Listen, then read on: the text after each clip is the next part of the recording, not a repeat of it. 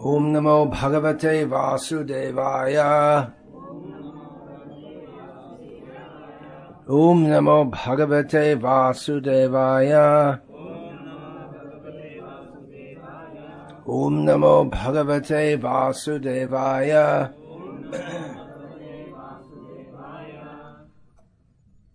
Srimad Bhagavatam, Canto 3, Chapter 31, Text 32, translation and commentary by His Divine Grace A.C. Bhaktivedanta Swami Prabhupada.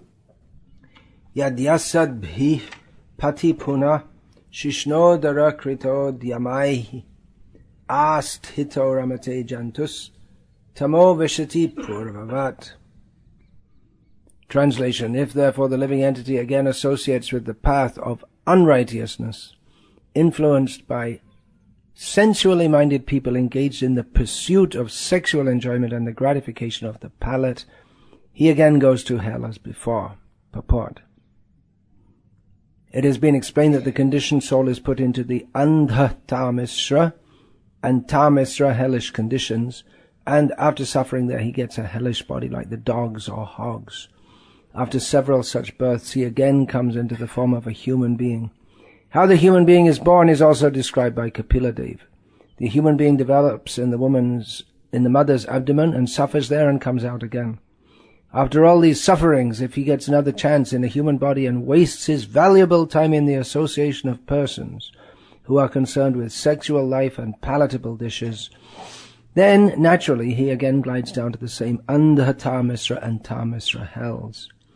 Generally, people are concerned with the satisfaction of the tongue and the satisfaction of the genitals. That is material life. Material life means eat, drink, be merry, and enjoy, with no concern for understanding one's spiritual identity and the process of spiritual advancement. Since materialistic people are concerned with the tongue, belly, and genitals, if anyone wants to advance in spiritual life, he must be very careful about associating with such people. To associate with such materialistic men is to commit purposeful suicide in the human form of life.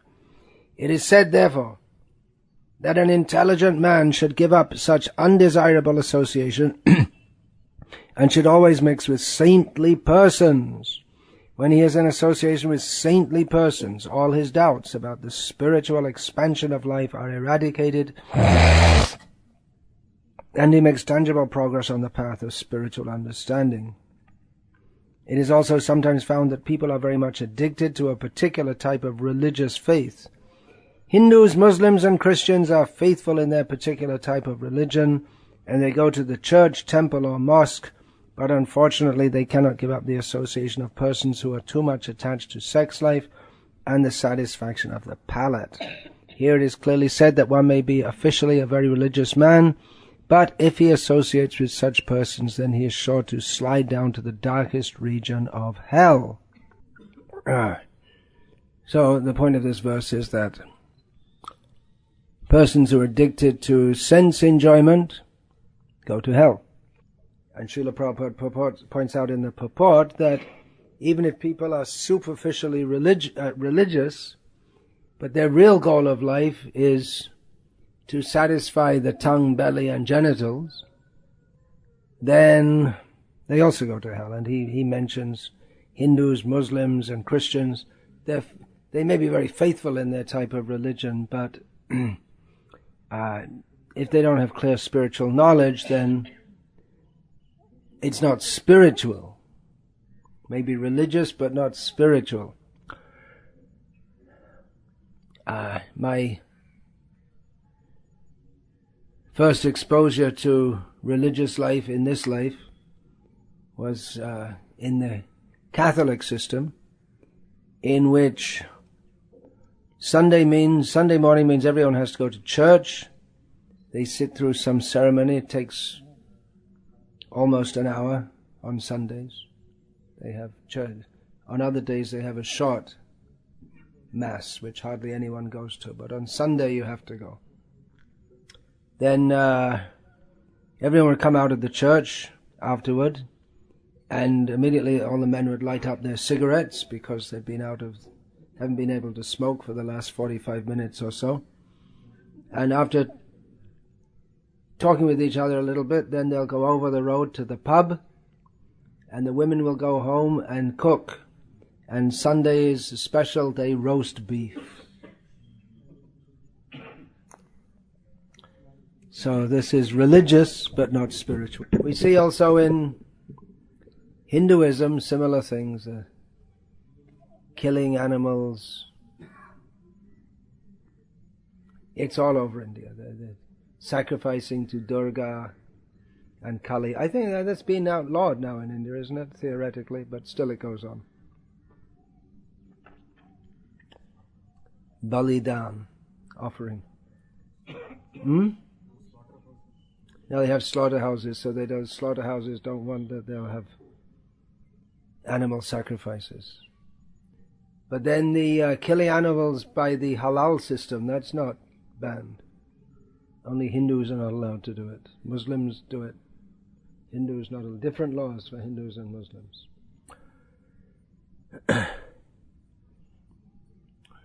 Tomorrow is Christmas Day,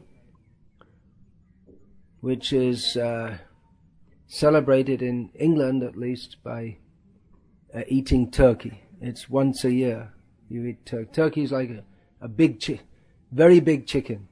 You don't see them much. The rest of the year you can eat chicken, but on Christmas Day they kill the turkeys and eat the well, they don't usually kill them on that day, but they kill them before and then they freeze them and this and that. But anyway, it's turkey special for Christmas, eating turkeys. Oh yeah, you have to kill them to eat them, right?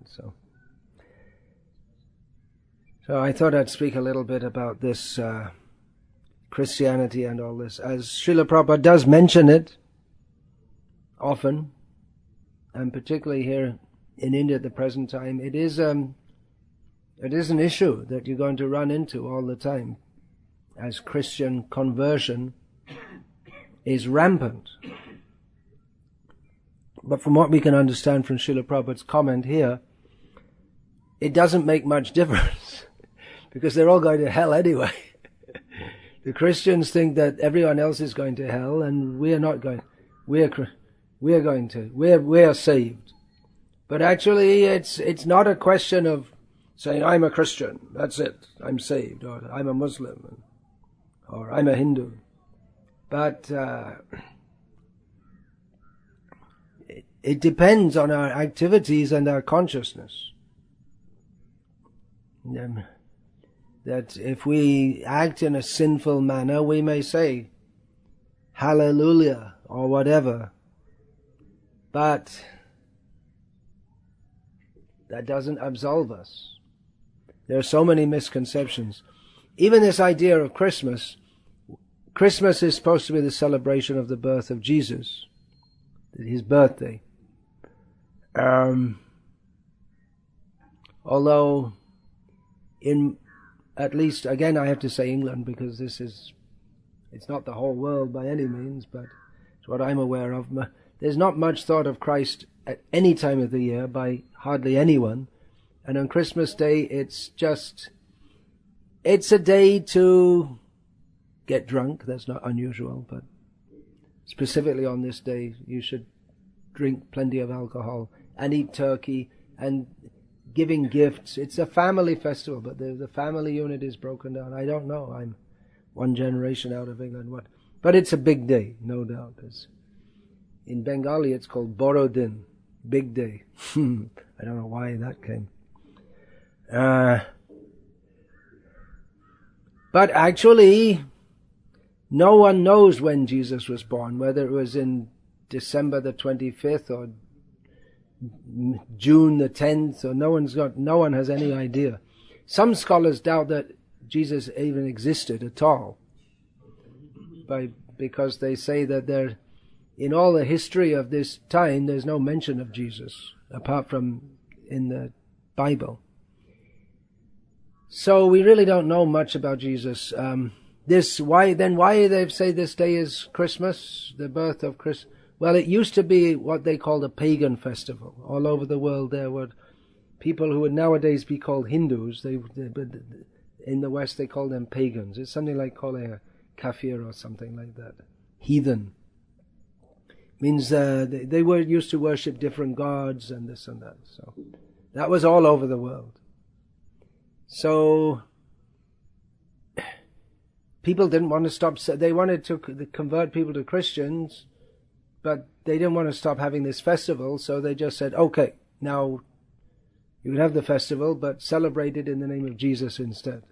And it's gone back to being a pagan festival where it's just, as Prabhupada writes here, eat, drink, be merry and enjoy, with no concern for understanding one's spiritual identity and the process of spiritual advancement. That's what it's all about. Easter also is previously a major Christian celebration. It's supposed to be the day that Jesus rose from the dead. Although I can never work out what kind of theology is it that they killed God anyway. If he's God and they killed him, what's that strange idea? God had to die so that we could be free from our sins. He has to die to do that. That means that he's also under the law of karma. He can't just can't absolve it, as Krishna says. Aham tvam sarva papebhyo mokshayishami. Krishna went, he can just say, okay, finished. No more sins. But in their idea, Jesus had to die on the cross for that, which means that he's also subservient to the laws of karma. And once a priest came to Srila Prabhupada and said that we've now understood that the message of Christianity is that God suffers for man. Prabhupada said to him directly, this is rascaldom, that God suffers. The idea that God suffers is just simply rascaldom, because he's the supreme enjoyer. He doesn't suffer. We suffer because we're sinful. The idea that God suffers, as Srila Prabhupada said, it is rascaldom. So, most people in the West who study Christianity in a scholarly way, they end up becoming atheists. Even if they started off with good intentions. But they find that there are so many discrepancies, just like they have these 4 Gospels, Matthew, Mark, Luke, and John, which is supposed to describe about Jesus. They were all written after Jesus ascended to heaven, as they say. Anyway, Jesus was no longer in that area. And they don't agree with each other in factual details of what happened. Now, you may say, well, that's in the Puranas also. But then we have Kalpa Bhed, that understanding is that the Lord appears in every day of Brahma, at least once in every one of his major forms. So there may be different descriptions. It's not exactly the same each time. So, and also the fact that people say, well, we believe in the Bible. Which Bible? Different churches have different Bibles. Some accept some books and some accept other books. And there's a huge body of what is called Gnostic literature. At that time, there are all kinds of ideas floating around and all different interpretations of Jesus. The idea that Jesus is God was not given by Jesus himself. It was given by St. Paul. And the very crux of Christianity, that Jesus died on the cross to save us from our sins, Jesus never said any such thing. It was all invented by Paul, who came after Jesus. He never saw Jesus. So sometimes the scholars, they call it Paulianity.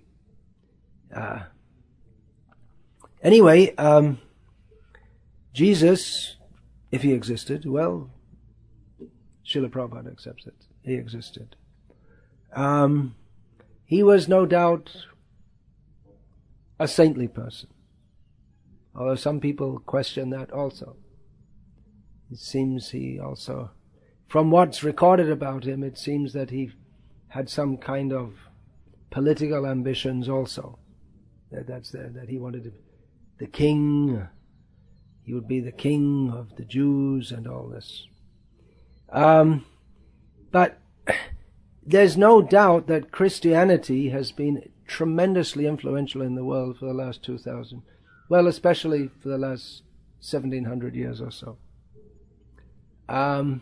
Nevertheless, this is my estimation, that Jesus is the most overrated person for the last 2,000 years, because he was a teacher. He was teaching good things, believe in God, and blessed are the meek and humble, for theirs is the kingdom. Our Father, what is this? The Sermon on the Mount is supposed to be the apex of his teachings, where he's teaching people to be good. But if we see in India, there have been thousands and thousands of people who taught such things. And actually, from what we understand of what Jesus taught, he taught an extremely basic theology, and not developed at all. There's no information of God, or what is our relationship with him. There's no systematic system of sadhana. It's all very vague. So both philosophically and methodologically, there's not much there, which is why in the time following Christ there was so much philosophical fighting between different peoples who called themselves Christians. It appears that Christ himself didn't come to start a new religion. He was a Jew, and he was teaching Jews. And it was Paul who brought Christianity to the Gentiles, which is the Jews' words for kafir, non-Jews. And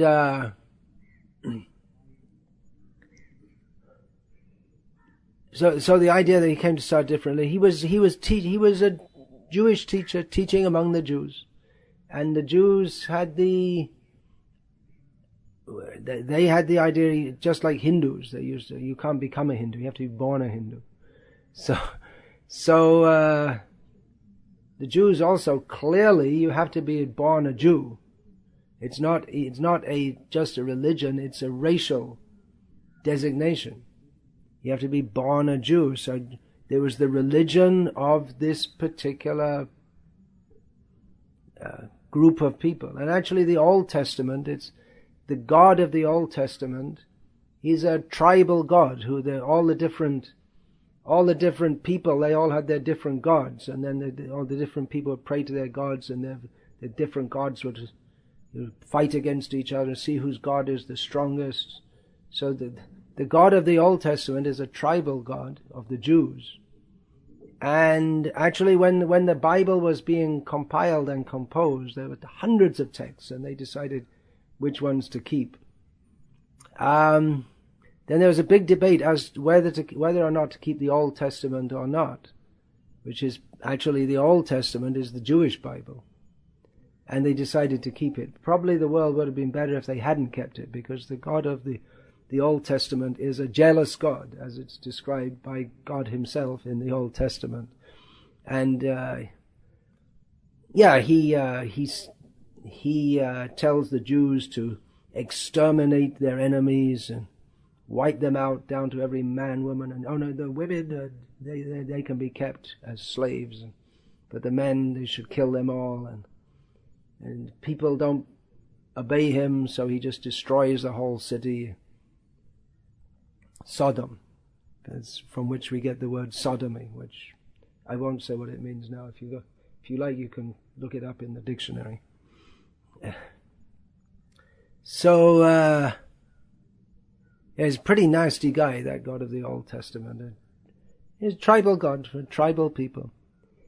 And that became the God of Christianity. So Jesus is the most overrated person on this planet for the last 2,000 years. Because his teachings, no doubt, they're good. But like I said, there are so many people in India who have a much more developed theology and practical system of sadhana. Jesus is also the most misunderstood person, because the this fanatical kind of religion is followed in his name. But if people actually follow what Jesus said, the world would actually be a better place. There are Christian atheists, if you can work that out, because they say, well, Jesus, he never said he was God, and we don't believe in God, but he did teach a lot of good things, like treat others as you would like them to treat you, the golden rule as it's called, and blessed are the humble, blessed are the Jesus' method of social welfare, they think that's very good. But all this stuff about God, we don't believe all that. So there are Christian atheists who take Jesus as a good teacher. So if people also, if they had understood him, then it might have been, the world might have been a better place. Of course, everyone who tries to do good in this world tends to be misunderstood. Krishna must be the most misunderstood, because people, avyaktim vyaktim apanam manyante mama buddhayaha. People, even though they're vastly learned in Vedic knowledge, they think that Krishna's personality is just some manifestation of what they consider to be the ultimate impersonal absolute. So Krishna is the most misunderstood. Jesus is also the most misrepresented person by Paul and others. And this whole idea of a church, and some Christians, they say this, Jesus never said to start a church. Well, there is that saying, thou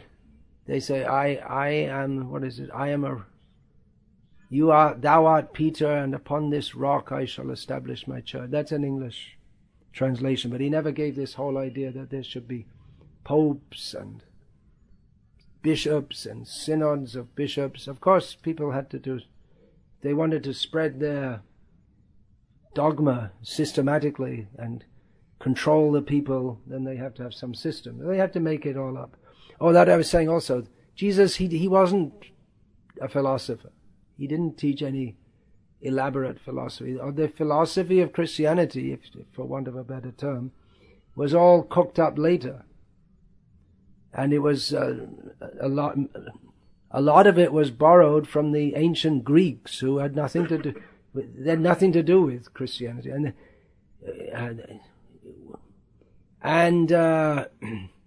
actually, in the beginning days of the church, there was a lot of discussion: do we accept reincarnation or not? And in the end, they threw it out, and it became so dangerous to believe in reincarnation later that you could get killed for doing so. Actually, when the printing press was invented in Europe, then one of the first things that people wanted to print was the Bible in the local languages. Otherwise, the Bible was in Latin. Actually, Jesus himself, he spoke in Aramaic, and the Old Testament is composed in Hebrew. But then the Gospel, the New Testament, was composed in Greek, which was that was the scholarly language of Europe at the time. It later became Latin. So, but later it became Latin.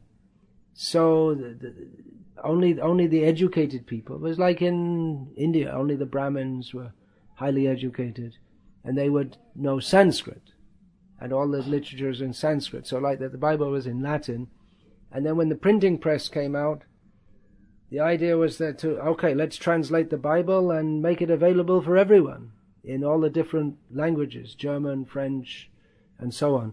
So the people who first started doing this, the church rewarded them by burning them at the stake, by executing them. Because they didn't want the common people to know what's in the Bible, because that mitigated the power of the priests over the people. If people actually saw what's in the Bible, then they couldn't control them in the name of the Bible, because they could find out for themselves what's in it and see how it's being misinterpreted and everything. So, it's in the Gospel of St. John, only in there, which is the last Gospel written, is this statement that Jesus says, I am the way and the truth and the light, and no one comes to God but through me. And on the basis of this, then this fanaticism has come. It's only Jesus, and everything else is just bogus. But I myself, as a child, I thought, well, there are plenty of people around the world who believe in God, and they more or less say the same thing, but they're not Christians, they're born in different cultures. Then how can you say Jesus is the only way, when they're more or less teaching the same thing in other cultures? So, there are many problems with this, that although Jesus, he came to teach a religion of love, but religion seems to promote more hate than love, which is what the atheists who are militantly active in the West, just like here in India the Christians are active to convert, well, in the West the atheists, they're in the same way active to convert others. Most people are atheists anyway, at least I'm speaking about most of Europe, but they're not committed atheists. They're just atheists because they don't know and they don't care. And there are people like that. They're called, what are they called? Anatheists, or is it apatheists? Where they say, well, yeah, we're atheists, but we're not really concerned. We don't want to be bothered, all this discussion whether there's God or not. We don't care. So most people, officially or unofficially, they just don't care. Like, for instance, I went to what was supposed to be a Catholic school, but among the kids at school, we never discussed anything about religion. It just was not on our minds at all. Anything about religion. We were interested, and I won't tell you what we were interested in, but whatever we were interested in, religion was not on the radar at all. It was just not anything that anyone ever thought about. There was just no interest whatsoever. Neither for or against.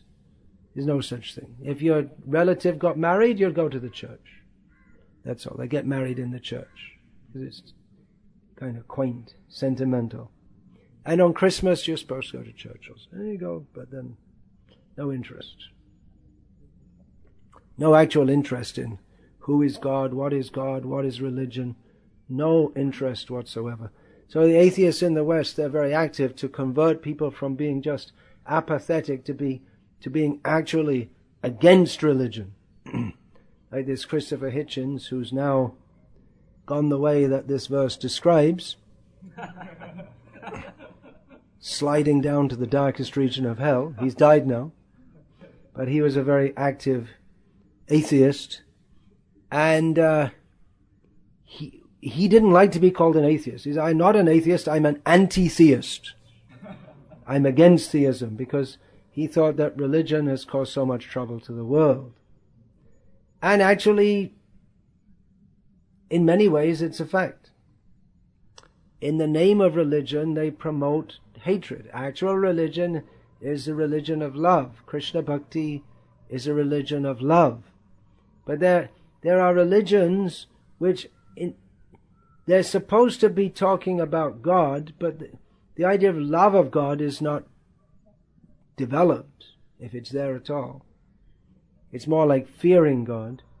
But their main thing is to hate others. That's more important than loving God is to hate others. Because anyway, they're all going to hell anyway, so we might as well help God and send them earlier rather than later. And get them prepared by inflicting some horrors on them. So any religious process that promotes hatred. What kind of religion is that? Now you may say, well, it sounds like I'm talking with hatred right now. But we can take a line from Jesus here, which Srila Prabhupada used to quote, that we should hate the sin and not the sinner. We don't hate anyone. Hate is an extreme emotion of intrinsic, intense dislike. So we don't hate any person, but the misconceptions which they're very actively foist on others and mess people up, we should discuss that and understand what's wrong there, because so many people are being misled by it. Now they think that, well, so many people are being misled because they're Hindus and they're not Christians. Then we should come to some neutral position and discuss and see. So this is our definition of what is the actual standard of religion. Savai pung sang paro dharmo yato bhaktiya adhokshaje ahaitukya pratihata yayatma suprasidati. The topmost religious process is that in which one, without any personal motive and without any interruption in doing so, lovingly serves the Supreme Lord. And that should make one that should satisfy the self fully. So it's not just a matter of believing, but it's a matter of understanding. Otherwise, this is another problem I had as a child. Okay, you say you have to follow Jesus, otherwise you're going to hell. But the Muslims say you have to follow Muhammad, or you go to hell. So how can we understand? And among the Christians, there are Catholics who say you have to be a Catholic, and then there are Protestants who say the worst thing you can possibly be is a Catholic. And how can you where is the intelligent way to understand any of this? It's just one fanatical dogma pitted against another. And it seems that God's not very fair if He doesn't give you any way to understand. It's just like a question of luck. If you're lucky, you're in the right group. Otherwise, you go and burn in hell forever. And that was another problem I had as a child, which led me to reject the Christian faith that I was raised in. That what is this idea that God creates all these beings and then He throws most of them into hell forever without any possibility of redemption? What kind of a person, what a grotesque, horrible person to do that, to torture people forever with no chance of ever being saved just because they got born in the wrong family. They weren't born in a Christian family. They were born in a Muslim family or whatever, or a Protestant family or not a Catholic family. So it doesn't appeal to the intelligence even of a child. A child who could understand this. That this God is actually a nice person. I mean, even a human who did something like that.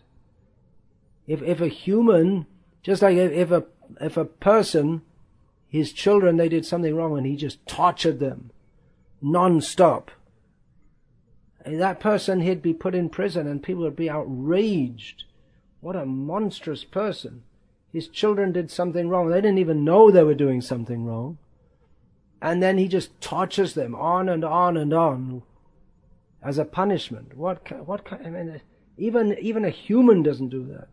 Humans with all their weaknesses, they don't do that, and they say that God does this. So this is a theology of a very. It's actually tamasic, the mode of ignorance. It's a very undeveloped. This theology springs from a very low level of consciousness, in which one desires to inflict suffering on others, and says that God will do so on our behalf. We would like to see all of you punished, but we can't do it, but God will do it. We believe in that. We like that God who will punish the others and torture them. It springs from a very low level of consciousness, not at all pure or saintly, and really nothing to do with Jesus. No saintly person could sympathize with such a nasty doctrine. So, yeah, there are so many things. The world is coming to an end. You all heard that, right? The world's coming to an end. Jesus is coming soon. Go and find out what's the next date. It's usually about 2 years away. It just keeps on getting put back. The world's coming to an end. That's what they thought when Jesus was... That's one reason it seems why the people following Jesus were so bold. Because they thought he's the Messiah, he's come to save us, and no one can do anything to him. And the Romans, they conquered us, but the power of God will overthrow them. And then Jesus got crucified, and they saw, it just shattered their hopes. They thought he was all powerful, and he wasn't. Then Jesus, it said he rose from the dead, and then after 40 days he ascended into heaven. Actually, there's lots of scholarly speculation, or evidence if you want, that Jesus spent a lot of time in India. And actually in the Bible there's no record of what he did between the age of 12 and 30. Nothing, not a single word. You have him at the age of 12 talking with the priests in the temple, and the next thing you have him at the age of 30. Nothing. So either they know nothing or they're keeping it quiet. Probably they're keeping it quiet. It seems that he went to India. India at that time was largely dominated by Buddhism, and a lot of the ideas, it seems, he picked up from Buddhism. And then afterwards, it seems there's a lot of circumstantial evidence which suggests that Jesus came to India and he died in Kashmir. And actually, the tomb of Isa is in Srinagar, and there are lots of which is maintained by Muslims, who think that Muslims also, they recognize Jesus as a prophet, but not as God. They say that was a mistake that the Christians made. So their teaching is very similar to Christianity, but they say that Jesus was just another prophet, and the last prophet is Muhammad, Rasul. So, there are many things not known about Jesus, and therefore there are many speculations about him. There are common speculations that this Mary Magdalene, who was a prostitute, it's described she became Jesus' lover or wife. There are others, of course, the gays, the homosexuals, they want to make everyone in history a homosexual, so they say Jesus was a homosexual also. And there are all kinds of strange ideas about him. In fact, almost all the ideas about him are strange. If they actually listen to what he said, as I said, instead of concocting all different ideas about him, they might be better off. So there was this idea that that Jesus would save them from the Romans, and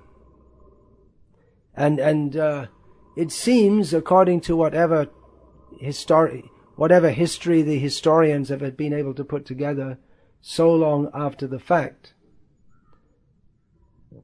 that those who directly associated with Jesus, they never were under the impression that he was God himself. That was an idea that came later. Just like with Srila Prabhupada, that this Ritvik philosophy, it came up several years after Prabhupada left. When Prabhupada was present and shortly after he left, no one had ever heard of any idea, but it came up later and is being propagated as Prabhupada's actual teaching. Although no one had any idea of it, no one had ever heard anything of it until after several years after Srila Prabhupada left. You have in Buddhism also. Theravada and Mahayana, with the idea that Buddha is like a god, and then you chant the names of Buddha and you go to Buddha in the spiritual world. But Buddha himself there's no record of Buddha teaching anything like that whatsoever. And this whole idea, which is the most Buddhists in the world belong to this Mahayana Buddhism, was all completely made up. Nothing to do with anything that Buddha taught. It came up later, long after Buddha had passed away. So be careful. Don't invent things in the name of... I also heard about my insignificant self. People tell me that, well, but I heard that you said this and this. And really? It's, rumors get propagated.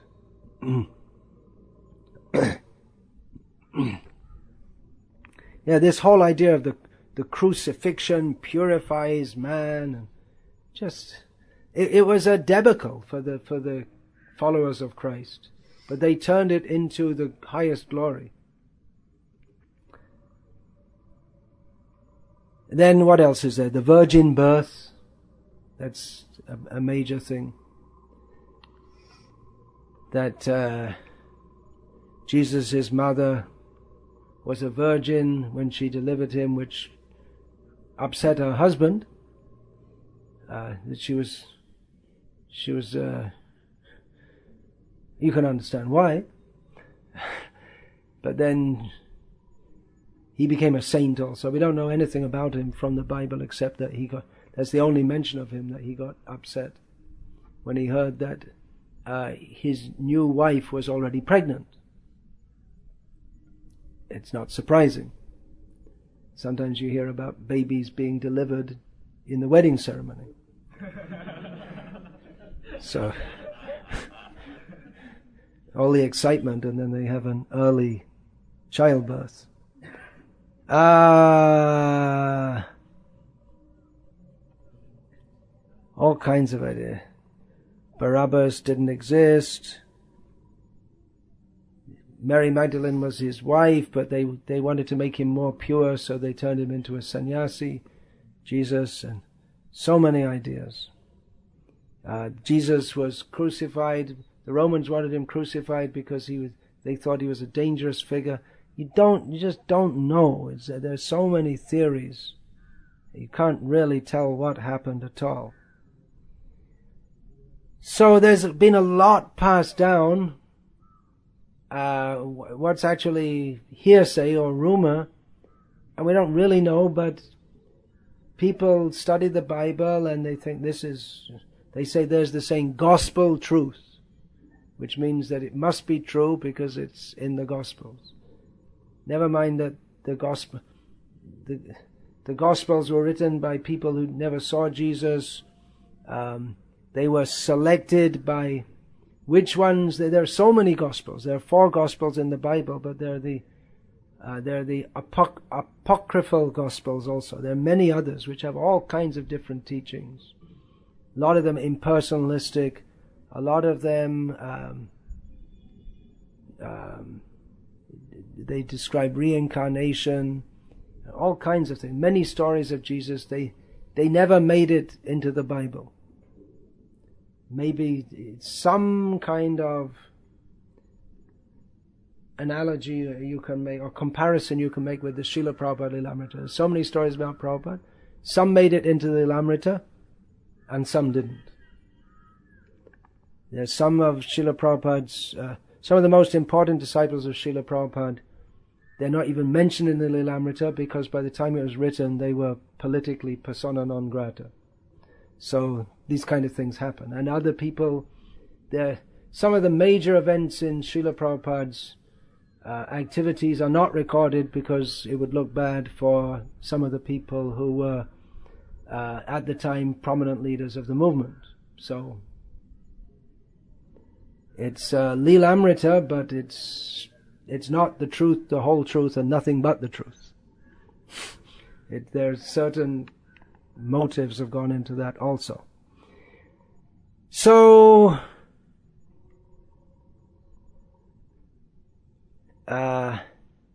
sometimes devotees, they try to compare Christianity and Krishna consciousness, and Srila Prabhupada actually said once that Christianity is Vaishnavism, but obviously it's at a low level, inasmuch as they accept that there's God. But we should be careful about trying to make too many comparisons in traditions that are very different and arose in very different cultures and with very different understandings. And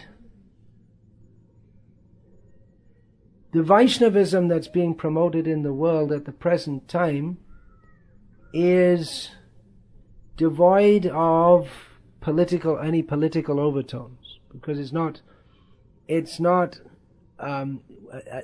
at any state level. It's devoid. Of course, we have our internal politics, but at the state level, the teachings are not affected by politics. They're not used for any political purposes, because our movement doesn't have that much influence directly on any state government, whereas Christianity, it spread widely when the Roman Emperor, circa, 300 AD, he accepted, unable to stop the spread of Christianity, which was being persecuted, he accepted Christianity and made it state religion for political purposes. That we can control the empire better, instead of trying to fight this Christianity, okay, let's adopt it and then make everyone a Christian, and then we can use it to control people. So we do find that politically also, but within our movement, things like that you become a leader and then you use the position to control people. That will always be there, but at least at a state level, we don't have that, which is good in the sense that it's not subject to gross manipulation for any political purposes. People who are taking to Krishna consciousness, hopefully, are mostly doing so for spiritual reasons. At least, well, we hope that. But it's not aligned with any macro political agenda, which definitely Christianity and Islam and all these religions, and even Hindutva in India, it's aligned with some political doctrine. So we're not saying that Krishna consciousness shouldn't be influential at national or international levels, but what I'm saying is that what the teachings that we have now are such that they're not directly influenced by anyone's political agenda on the state level. There may be personal agendas, but not that. So we should always remember that what is promoted in the name of these different religions, it's not just that it's all for the love of God. There are other motives also. Propagating Christianity in India is also it's actually a way of undermining India's inherent culture and putting India psychologically under the control of the West. There's so much money coming from the West for Christian conversion. So yeah, there's trying to compare Christianity with Krishna consciousness. Sometimes they say, well, there's the Holy Trinity. That's another invented thing which Jesus never spoke about. The Father, the Son, and the Holy Ghost. What is this Holy Ghost? And they want to compare that to Brahman, Paramatma, and Bhagavan. It doesn't work. It doesn't work. I've heard sometimes people say things like that. Okay, I'll continue this tomorrow with some quotes from Srila Prabhupada.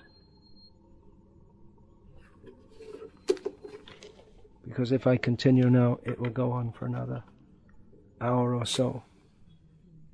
So I'll finish there. Any questions about what I just said?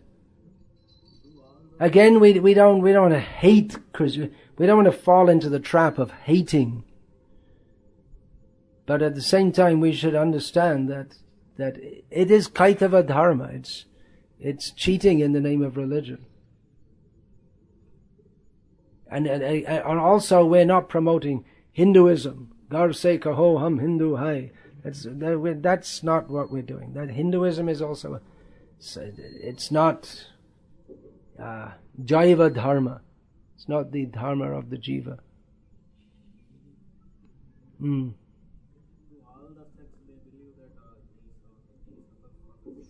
Do all the sects in Christianity believe that Jesus suffered for our sins?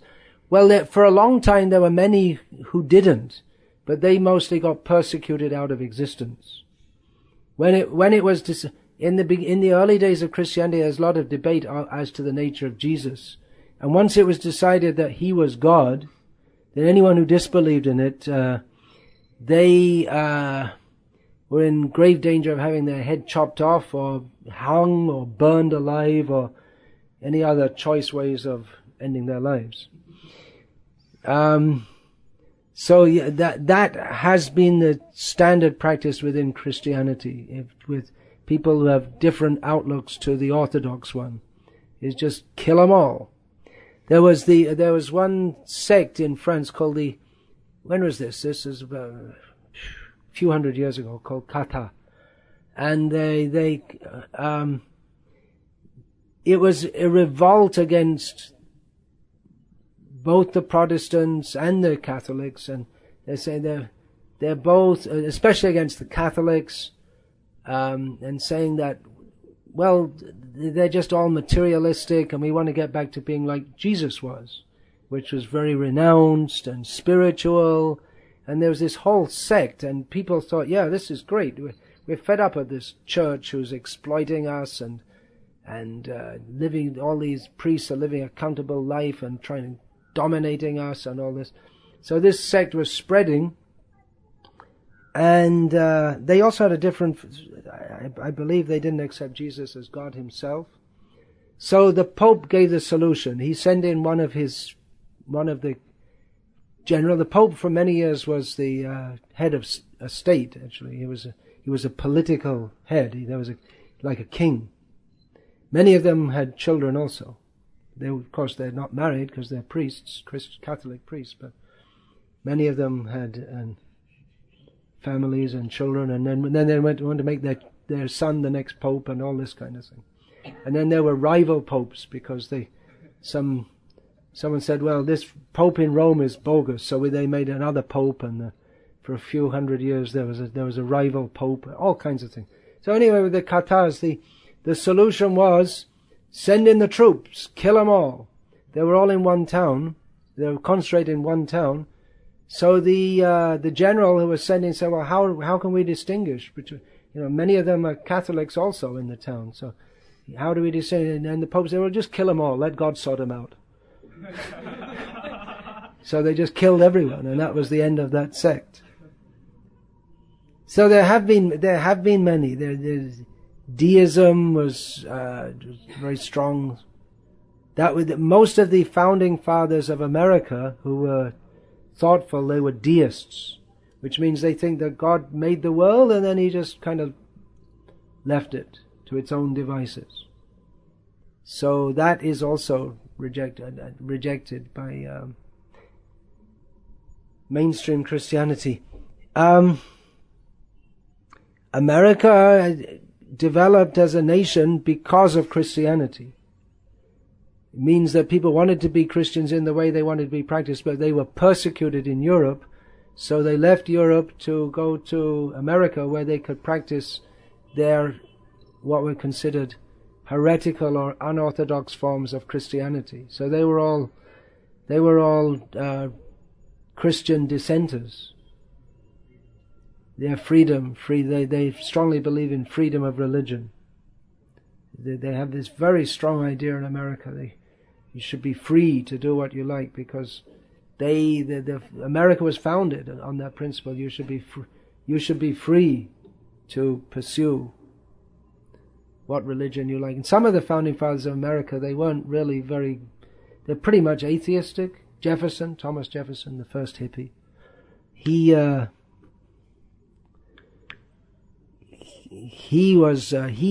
wrote the Constitution, I believe. I don't know. Those are the Americans, they know well, because even if you don't know anything else in America, if you go to school, you're supposed to learn all about these things. So, and very strongly they were very strongly promoting the division of the church and the state, because they thought it's too powerful a combination. Whereas in Islam, the whole idea is that the whole law and the whole way of life should be according to Islam. It's just the opposite. So Western secularism, Western religious secularism is completely opposed ideologically to Islam. So they have this idea they should be free to practice their religion. But in Islam they have the idea that you shouldn't be free. You should only follow Islam. And you're not allowed to have any choice. So there are all kinds of problems like this. And these ideas that come into India also. In India, that's also that the Varnashram system is the Kshatriya, the king, he rules under the direction of the Brahmanas. There's no, traditionally there's been no organized religion or churches as such, although there are different sampradayas. And people are free to go from one sampradaya to another. Although generally people stay within the group that they were born into. But that may change also, like we find in the history of Bengal in the 19th century. It was socially, economically, and religiously extremely turbulent. And so many groups came up. Aul, Baul, Kartabhaja, Sai, Daravesh, Saki, Beki, Churadari, and all kinds of different groups came up. So, this has entered India also with the idea that secularism means you're not allowed to talk about religion. Religion, just keep it to yourself, but it shouldn't be taught in any school or any such thing, unless it's a Christian school, in which case the government gives them money to promote whatever they're doing.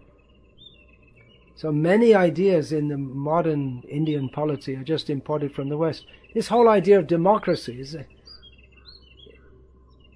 that's a completely Western idea, which developed over the years. The idea that everyone should have a vote, that wasn't the original idea in democracy. Only certain people, and then gradually got expanded like that. So, if you want, you can study the history of ideas. We don't know how we're influenced by so many different ideas.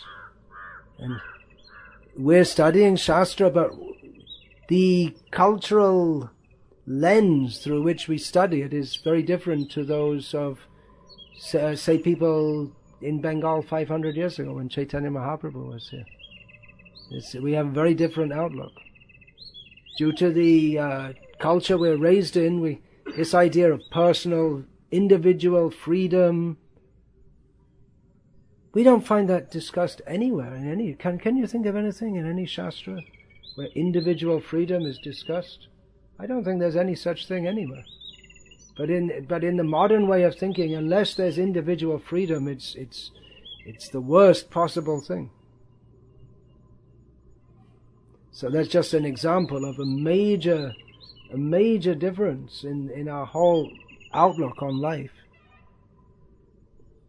So Christianity has been very influential in the world, even indirectly, even those who are atheistic.